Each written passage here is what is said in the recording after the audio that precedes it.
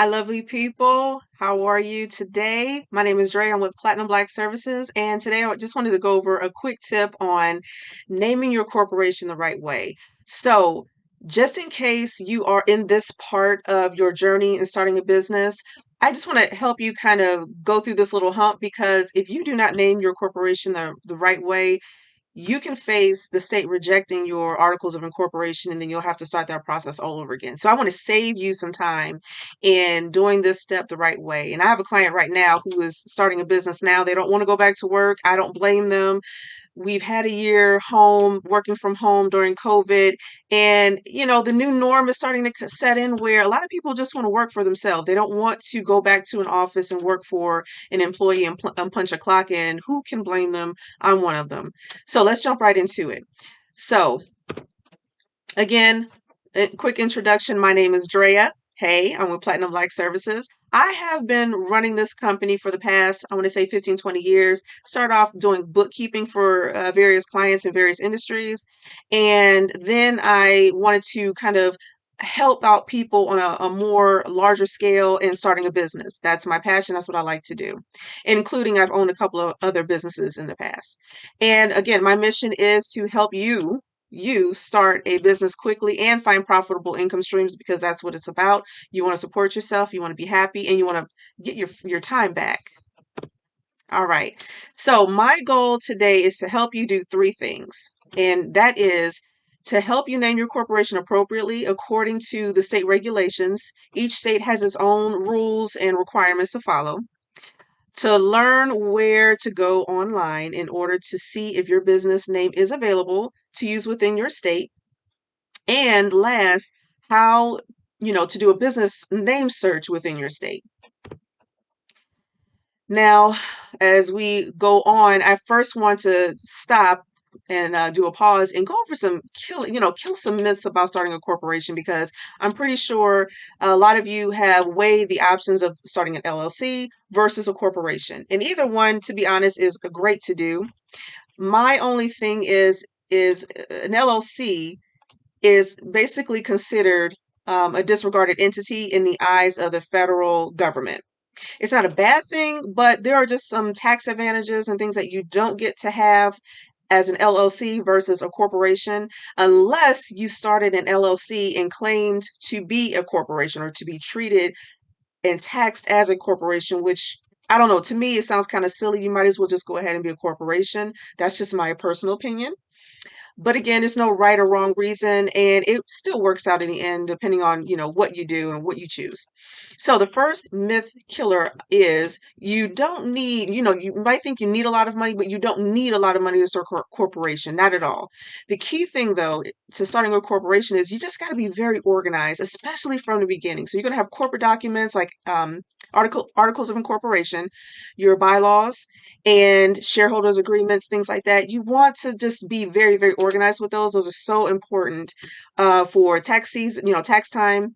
And, hopefully you're not audited, but in case you are, you want to have those forms on hand and in order.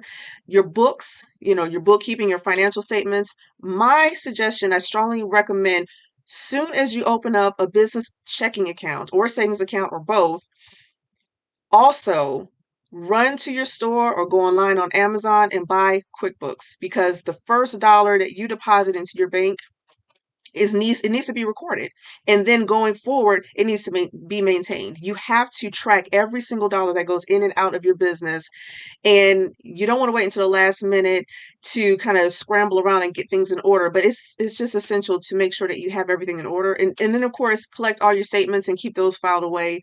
The goal is, or the requirement is to keep things on file for 7 years, at least 7 years. And then receipts. And of course, that's where your tax deductions come in. You want to make sure that you're saving a receipt for any and every expense business related and that qualifies as a tax deduction for your business. The next myth killer is you are not required to pay dividends. I think a lot of people decide to go the LLC route is because if I go the corporation route, oh, I'll be taxed twice. And that's not true because corporations, yes, they do pay dividends, but they're not required to pay dividends. That's just an incentive, which is used to kind of keep shareholders investing, pouring capital into the company, keeping it going. And by that time, if you're looking to pay dividends, by then you should have a really good CPA or CPA firm that's helping you through that process and knowing, how to be taxed and how to, get some benefits and kind of save you on that. And then the last myth killer is, oh, you have to be this, you shouldn't start a corporation unless you're, at the level of a Fortune 500 company. Again, that's not true. Every Fortune 500 company is doing the exact same thing that you're doing when you're starting your corporation. Don't let that intimidate you because you don't have to be a big name, a big brand right off, from jump. Even the founder of Apple started in his garage. So you don't have to, be on the same level as the big boys. You just need to start. And, the only difference is that they've been a corporation a lot longer. That's it. Okay, so general naming requirements for corporations, and this is just general across the board for any state in the United States. And that is you cannot use words that may mislead the public into thinking that the company that you're forming is formed other than for the purpose or the purpose listed or stated on your articles of incorporation. And there's about 4 rules to go over that goes into more detail about that. But just in general, you cannot start a business and list on your articles of incorporation that, hey, my business is like a professional commercial cleaning services.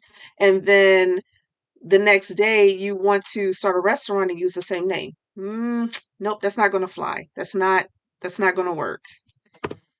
All right, so the first rule in naming your corporation, you cannot imply that your corporation is a government entity, financial institution, or any other agency regulated by law without authorization. I'm sorry. So there are restricted words in general that you cannot use, such as bank, savings. You cannot say that your corporation is a trust or insurance company, a credit union, cooperative, etc. You just have to, go and read the forms for filing out a business for your articles of incorporation, and it'll give you a list of names that are restricted. But this is pretty much the general rule.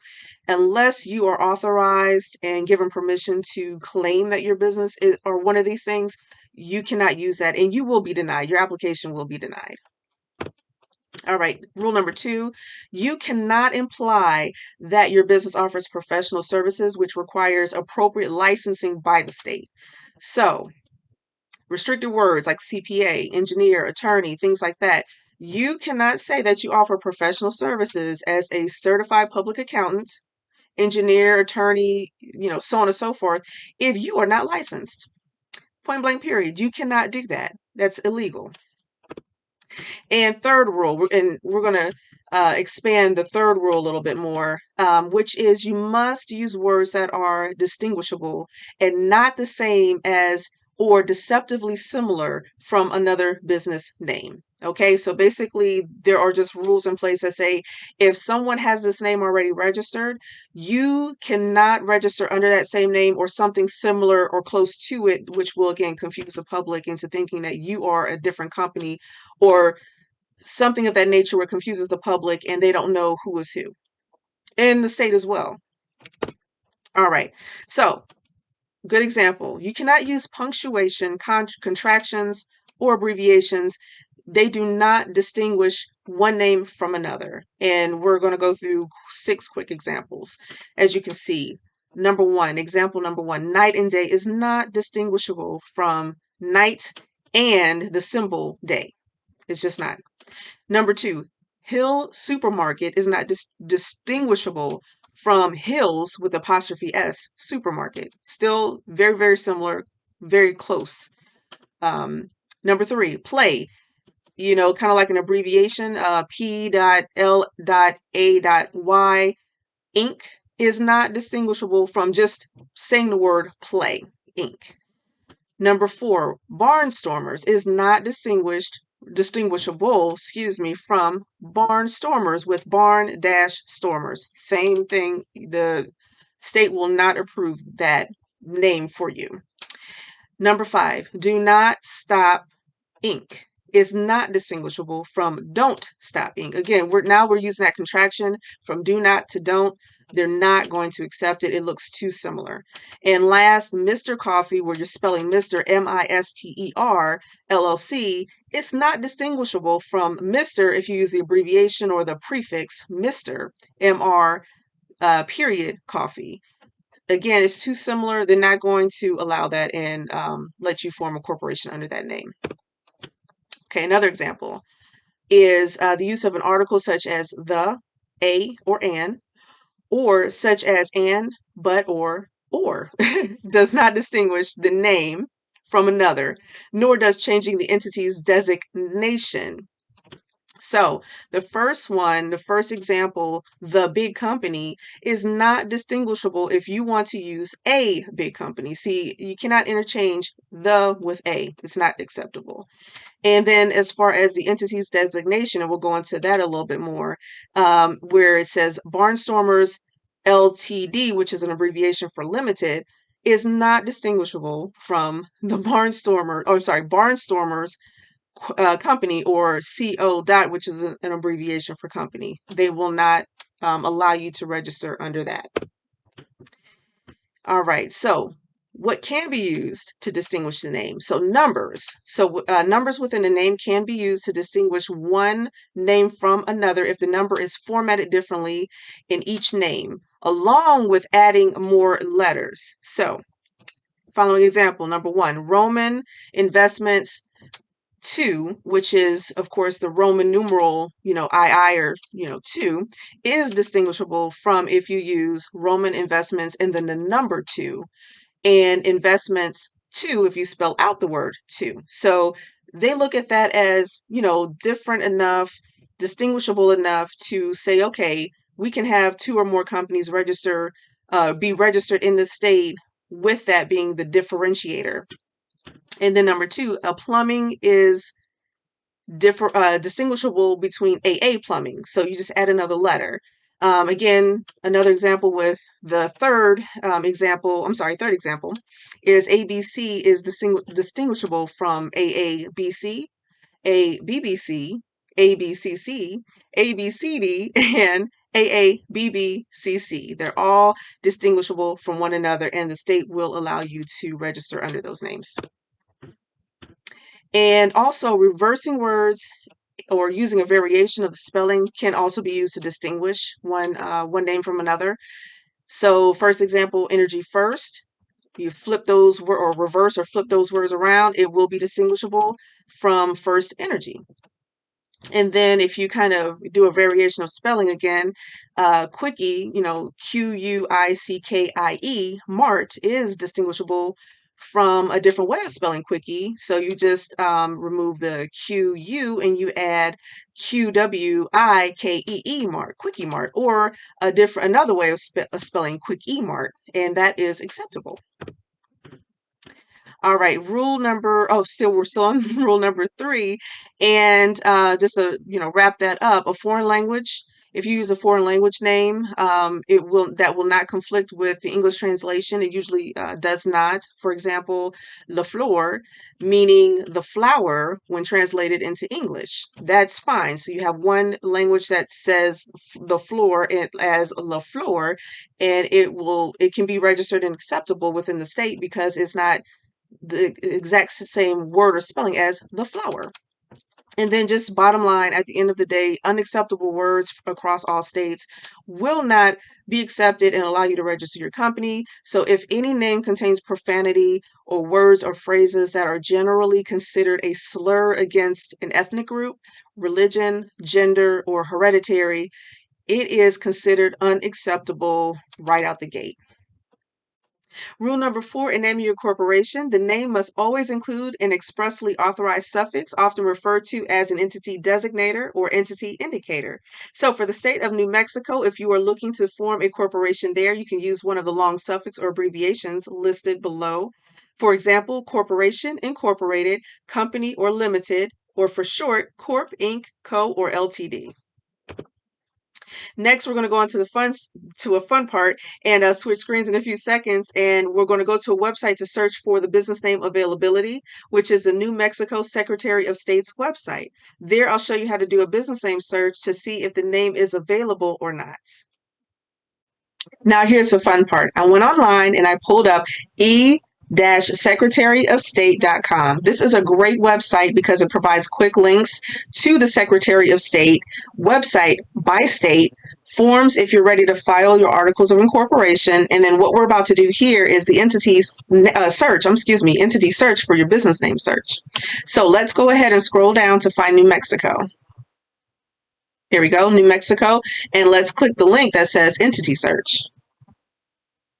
Okay, so right now the option selected is starts with. We're going to change that to contains because I want to see any name that's registered with the state that has certain words in any kind of order, not only starts with. And for this example, we're using Bob Ann. This is a great example because as I was going through every state doing a business name search, it appears that every state has a business with the name Bob in it. So it was kind of interesting. All right, leave the remaining fields empty. No need to fill those out. And then for reCAPTCHA, we're just going to click the box that says, I am not a robot, and then search. All right, here are our search results, and the goal is to go through the list of entity names. And as you can see, we have a couple more pages to go through. Go through that list, and again, see if your name is similar or exactly alike with another name business that's registered. And that will let you know if it's available or not. What's also interesting or good to look at is the entity type, because it'll tell you if that company that's registered is a corporation, limited liability company, or partnership. But the main column you want to focus on is status. You want to know if that business has expired, has been dissolved, is active. If it is active and it has the name that you're looking to use, obviously it's not available. Okay? Now let's go back to the previous tab we were at. Now, let's say your business name is available. Now you have one or two options. Option one is to reserve the name. And what that does is it puts a temporary hold on the name. It gives you claims and rights to it until you're ready to file the articles of incorporation. So that hold can last anywhere between 90 and 120 days, give or take, depending on the state's rules. So you'll find that in the application. It'll tell you how long the term of the name can be held for. Or you can bypass that and not reserve the name and go ahead and option two, file the articles of incorporation so that you can be registered with the state. Okay, so let me show you how to do that. So back here where it says New Mexico, we're going to click on the link that says forms.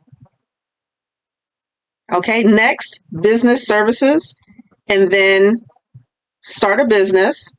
Now we have two options here. We have domestic New Mexico Profit Corporation, and then we have the foreign profit